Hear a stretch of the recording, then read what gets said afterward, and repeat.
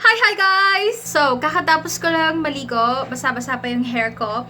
And for today, I'm going to take you with me as I get ready. Ang gagawin natin is affordable, no foundation makeup look.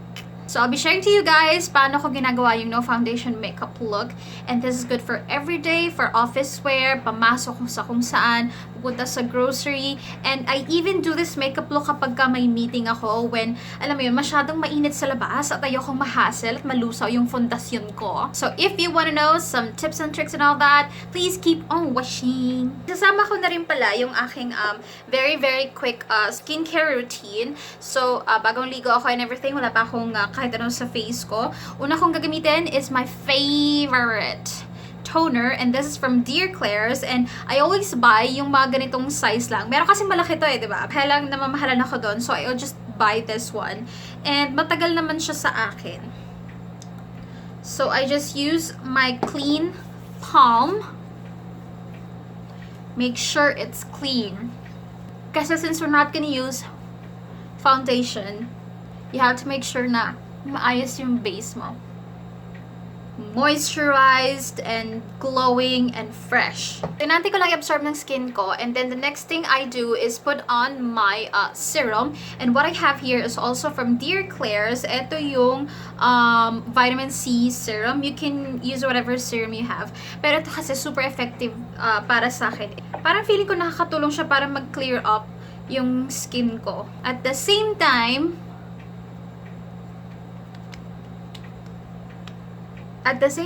it moisturizes my skin. Tapos, tinutulungan niya ako dun sa pigmentation ng face ko. Meaning, yung mga areas na medyo dark, yung mga pimple marks ko, mga acne scars, ganyan, nilalighten niya. So, I just pat it and massage my face para ma-absorb niya talaga ng bonggang-bongga.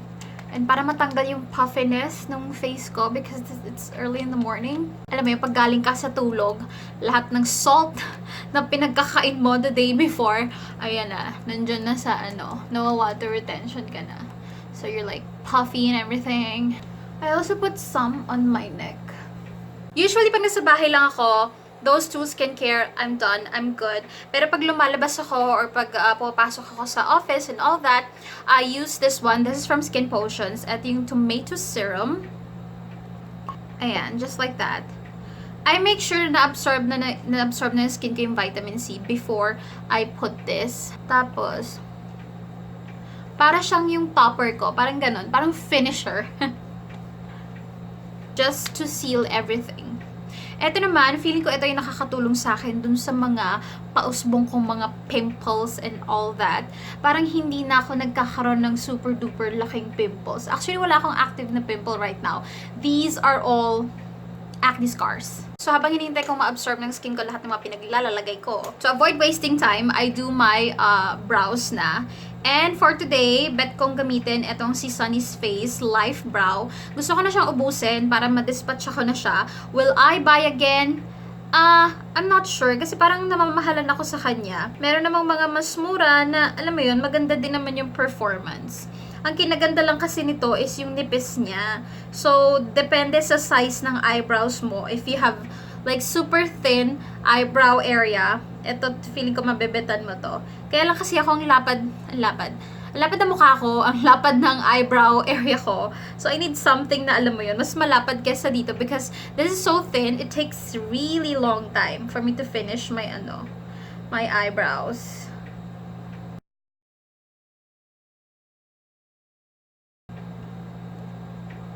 Naputol! Oh my God! Naputol siya at ngayon, ayaw na niyang umangat. Wala na. Okay, I'm gonna get a different eyebrow pencil. I have here yung Maybelline Define and Blend Brow Pencil. Ayan, mas makapal siya. This is what I need. Hindi ko sure kung magkakulay, pero carry lang yan. Parehas na silang dark. And then, gagamitin ko yung Sunny's Face na eyebrow gel, mascara, brow mascara, na parang wala namang nagagawa. Ewan ko guys, ginagamit ko na lang talaga siya para maubos na siya. Para mawala na siya sa collection ko. Gusto ko pang lagyan ng konting brown yung eyebrows ko. So, I'm using my Etude House Color My Brows. This one is a lighter brown. Next step is get your favorite sunblock. You guys, I'm telling you, important talaga ang sunblock. Aside from it protects your skin from the harmful UV rays kembot of the sun, isa rin to sa mga products na magbibigay sa'yo ng brightening effect. Hindi ka mukhang dull, hindi ka mukhang patay, hindi ka mukhang boring. Alam mo yun? Okay guys, so if you have a even skin tone, alam mo yun, parang pantay yung kulay ng buong mukha mo. You can stop right here and then proceed with your blush, if you're gonna contour, highlight, and with your lip product. Pero ako kasi, hindi pantay yung kulay ng face ko. And I'm pretty sure maraming makaka-relate. Meaning, ang dark nandito ko, as you can see, dark yung dito ko, may pula-pula pa. Dark yung dito ko, and sometimes I get parang dark here din. So parang, alam mo yun, sagwa.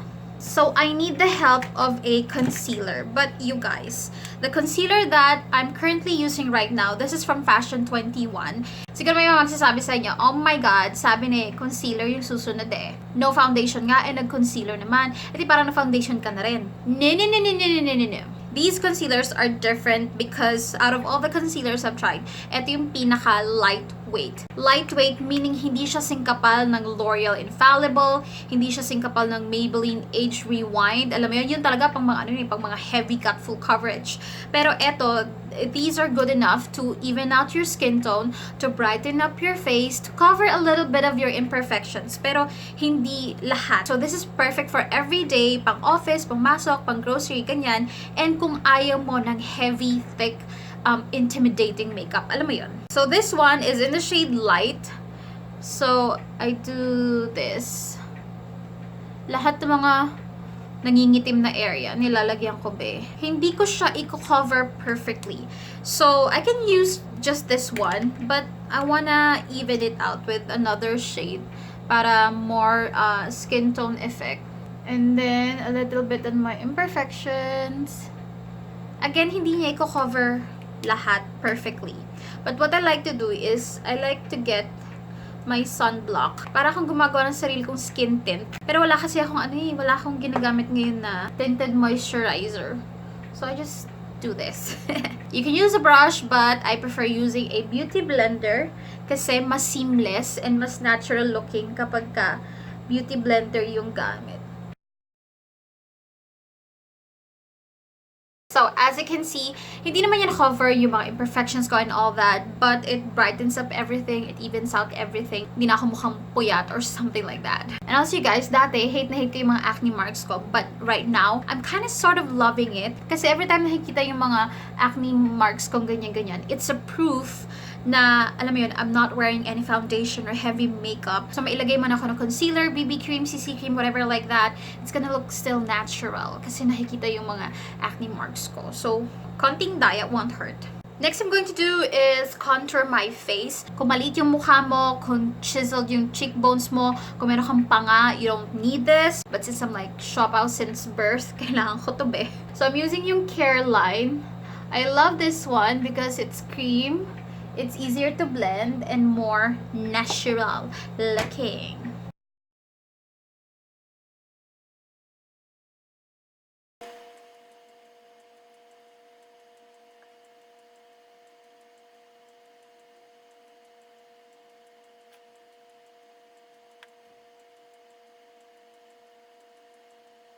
For my highlight, itong gagamitin ko sa Colorette. Actually, may mga options ako for you guys. Itong Maybelline Master Strawberry Cream. This is like a moisturizing highlighter. Hindi siya like blinding highlight, but it's perfect to make you look fresh and for everyday wear. You can also use itong CARELINE Strawberry Cream. Kaya lang parang hindi ko pa ata ito napakita sa channel ko. So you have to shake it like real bad.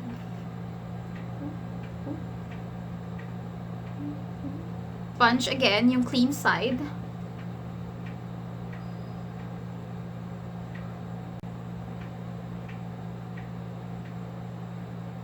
Okay din tong ilagay or ihalo ng very, very slight sa foundation mo.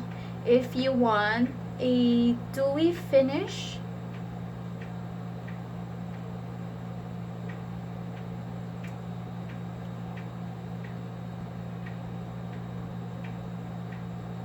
For my blush, oh my god. Okay, ma-shock. Pero I'm going to use itong Maybelline lip tint for my blush because you guys, this is really, really long-lasting as a blush more than as a liquid lipstick. Pero, alam mo yun, I really love this on the cheeks kasi long-lasting talaga siya. So, I'm using the shade to the fullest. Yung red shade niya. Kasi parang yung other shades, lahat na lang nagiging color, pink. This one, medyo may pagka-hint ng orange. At yon ang hinahanap ko sa buhay ko ngayon.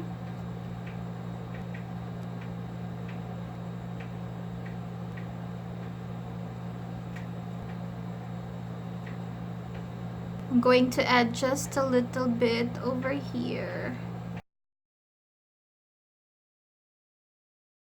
I swear, this is going to last like the entire day. For my eyes, dati I can't live without eyeliner. As in, mawala na yung eyeshadow, mawala na yung mascara, wag lang yung eyeliner. Pero, alam mo yun, as time goes by, nag-switch ako to mascara. Kasi na-realize ko, okay, I do have eyeliner. Kaya lang pag, alam mo yun, pag nakagilid ako or something like that, parang empty. Parang, alam mo yun, walang extension yung yung lashes ko. So, alam mo yun, for every day, parang mawala na ang eyeliner. It's okay. As long as I have mascara. Nade-define pa rin naman niya yung eyes ko. Plus, mascara will make you look more alive than eyeliner or eyeshadow. In my opinion, O, diba? My eyes look more alive than kanina. And then I'm going to set my face. Itong SKINPOTIONS Glow Dust. This is in the shade Extra. And I have been loving this, you guys. Kasi, it sets my makeup, it sets my face without like mukhang cakey, mukhang dry. Alam mo yun? And it's so lightweight. Hindi siya halatang parang powder and everything. For the lips, iba-iba ang gusto ko everyday. But for today, napupusuan ko toasted brown. This is a Maybelline Powder Matte Lipstick. I think I'm gonna contour my lips muna. Na-addict kasi ako sa pag-lip contour, guys. I'm so sorry. So, gagamitin ko yung Maybelline na eyebrow pencil na ginamit ko kanina.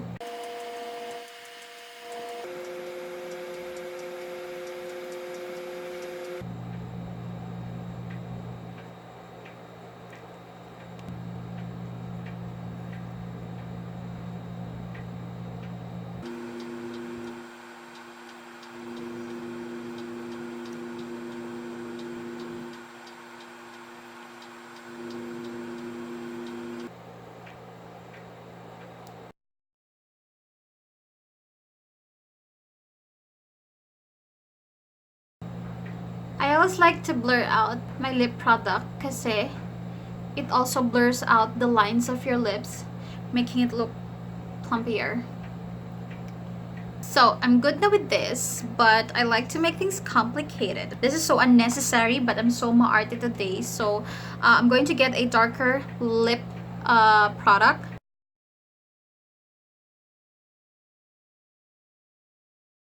Ooh, before I forget, last but not the least step, totally optional, but I love doing this. Gusto ko nag-spray ng Nature Republic Aloe Vera Soothing Gel Mist to finish everything.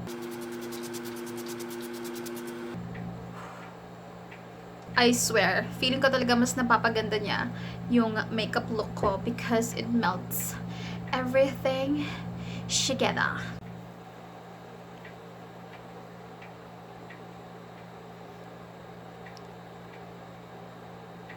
Alright guys, so we are done with my makeup look and this is the finished look, you guys. It's just super simple, it's good for every day, and basically it's good enough if you want a lightweight and easy to do makeup look. So yeah, that's it for today's video. Thank you so much for watching, and I will see you in my next one. Bye bye!